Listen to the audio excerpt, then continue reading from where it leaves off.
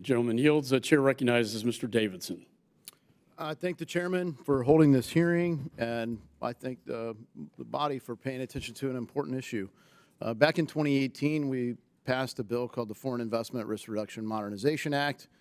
Part of the reason we're here today is presumably that bill's not working adequately. Why not?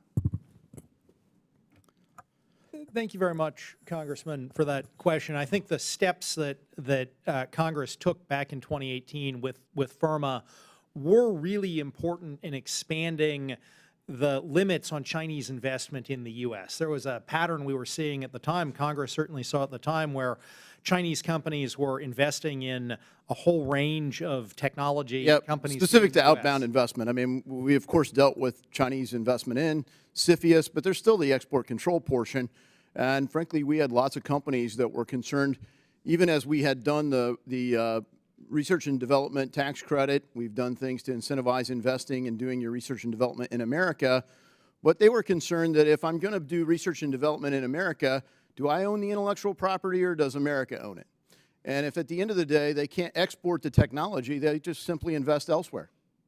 So is that a flawed approach, or is there some other thing that we're looking to capture here that isn't captured by FIRRMA? Well, Congressman, I'd just say that because FIRRMA, to my knowledge, is only for inbound investment into the United States, that this in some ways is almost a mirror image of FIRRMA. So it's trying to achieve some of the things that FIRRMA was trying to solve for, but whereas FIRRMA is trying to prevent. So we stopped too short on FIRRMA. We didn't get an adequate way to address the outbound controls. Obviously, Mr. Barr, Mr. McCall have different approaches. I will tell you, as a private sector business guy, I go back to the days of conflict minerals. So there was this idea that certain minerals in countries, primarily in Africa, that are involved in conflicts, we don't want those things to show up in American products.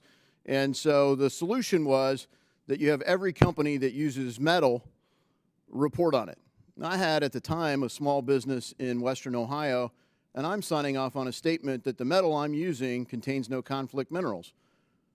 Now, that's essentially Mr. McCall's approach. You go all the way down to the small business level, and you hold every business in America accountable for something. Frankly, they're like, why am I signing this? I have no idea. I certainly don't have a way to trace all the origin of the tin that's in the steel here to where in Africa the tin was caught. Why don't you ask U.S. Steel on that? And frankly, that's Mr. Barr's approach. Mr. Barr's approach says, let's use OFAC. And, we use OFAC just short of conflict, right? We go with a sanctions regime as a tool short of going to war. Is that a more serious toolkit than just regular laws that apply to small businesses? Sir, I very much understand and sympathize with the challenges of supply chain sourcing that your business faced in Ohio. I guess I see things a little differently where you have an American company, whether it is a big company or whether it is a small company, investing in China. Presumably that company knows it is investing in China and it is making a decision to invest and knows what sector in China it is investing in. So I think that if you're a company that wants to make an American who wants to make an investment in AI sector in China, you probably do know what you're doing and could make a decision on the sector about whether or not to invest there. Well, I guess speaking of conflicts, maybe we could just go like, who else do you guys represent? Do you represent big tech? Because it seems to me, as a small business guy, just like we did this business, beneficial ownership disclosure.